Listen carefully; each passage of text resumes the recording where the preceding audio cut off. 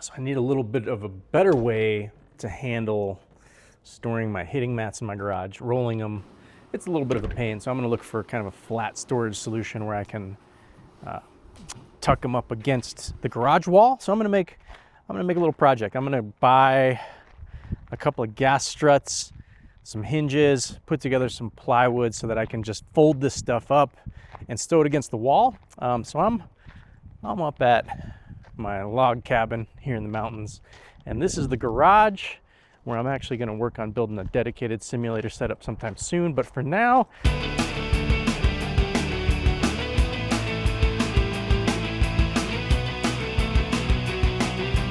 what I'm doing is I'm just up here grabbing a table saw and some materials for this project. So this is the garage where I'll be building out a simulator that's kind of a permanent setup. So I'll be making some videos on that as I get closer. But I'm gonna break this down and take it back home, load it up in the car, and see what we can do. So I've been hitting off these hitting mats. I use these Matzilla hitting mats, and I roll them up and put them away when I'm not using them. But there's a couple drawbacks to rolling them up, and one of them is they kind of take up a lot of storage. The mats are kind of bulky, rolled up, they're pretty big, and finding a place to put those, it's become a little bit of a hassle. And the other thing is once you roll them out, it takes them a while to really lay flat. They want to keep those curled edges. So I've built a solution that basically involves plywood and some hinges and a gas spring to help hold these up against the wall when they're not in use. I decided to make this kind of multi-purpose too, so this serves as kind of a bar or tabletop for drinks or GS Pro, mouse and keyboard setup, whatever it is that I need. I'll show you what that looks like now, and I'll walk through how I built this. It really was pretty simple. I made it mostly out of scraps I have, plus a couple of parts from Ace and Amazon. I'll show you all that stuff here in just a second. All right, I got some hinges, some brackets, see if we got what we need.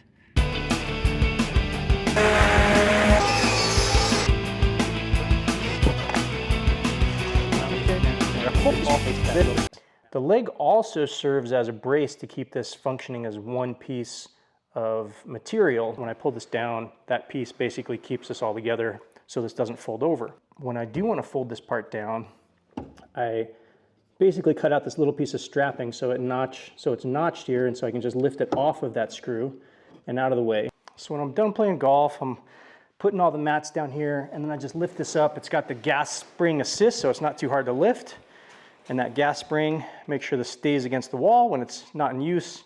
And when I lift these up, once the mats are off of them, pull this lever out of the way, which frees up a leg, so this comes down and drops down into a table so I can put drinks, or like I said, my GS Pro keyboard and mouse setup.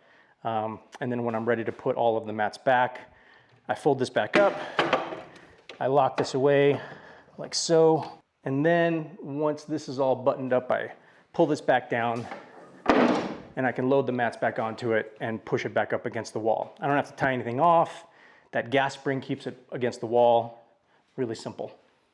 This gas spring, I was gonna anchor it to concrete, but I ended up just attaching it to my shelving unit that was already here. It turns out that's heavily weighted and sturdy enough, it's not going anywhere. So this is what my setup looks like, looking back towards that part of the garage with the tabletop set down. I've got the PC set up here. I've got two hitting mats out, and this is because I sometimes play with lefties, so need hitting positions on either side. And right now I've got the square launcher monitor hooked up, and this is my setup. If I turn the camera this way, I've got the screen over here, and this is what we're looking at on the screen, Torrey Pines South, hole number 3, par 3. Now I'm always curious how other people are solving the same problem. If you've got a simulator setup or just a hitting setup in your garage that you break down when you're not using it, I'd love to know what you're doing to store your mats, if you're storing them against the wall or what you're doing. I'm not sure this is the best solution, but it's what I thought of, and it's been working well for me. If you needed to build something like this, but you didn't care about that tabletop, this would be a lot simpler. It's just one piece of plywood, a set of hinges at the bottom, and a gas spring, and that's it. If you want to do something like this, this is still pretty simple. It's one extra cut, one extra set of hinges, and that leg / brace. Pretty easy to do it like this. I'm planning on doing some other videos on some other things that I have set up in my garage. I swapped out my garage door opener. I got rid of that overhead track kind and put a side mount opener so it frees up all the ceiling space above me. For me, the track mounted garage door opener, it was not technically in the way. I could still make a full swing, but I was always a little nervous. So this feels a little freer with the ceiling space above me liberated. I've set up these curtains and some other things. I'll do a little bit more of a detailed walkthrough of this setup in a video soon. I'll talk about costs, and I'll talk about some things that I'm still thinking about improving.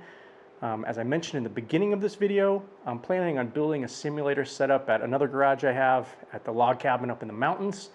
And that one's gonna be permanent. So I'm gonna build it out a little bit nicer. I'm gonna build an enclosure. And so I'll document that along the way. I'm still hoping to keep that as a pretty budget build. This build right here, I'm about $2,000 all in, including the projector and the launch monitor, the screen and everything. I probably want to keep the new setup's budget under $5,000 and maybe even closer to $3,000 or $4,000. So I'll tally everything up. I'll tell you how much I spend on that build when I get there.